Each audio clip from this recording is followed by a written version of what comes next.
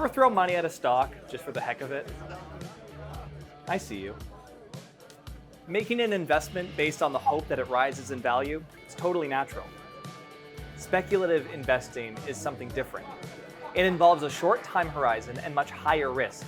It's about profiting from hype instead of investing for steady growth over time.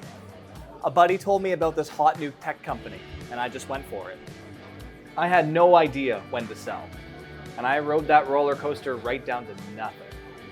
I should have been more strategic about my risk taking, but I invested anyways, because experimenting made me feel like I was in on the ground floor. Here I was on the first day,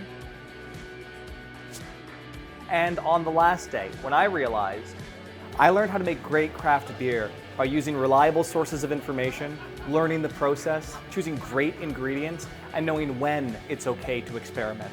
Turns out, that's a recipe for success, in brewing and in money.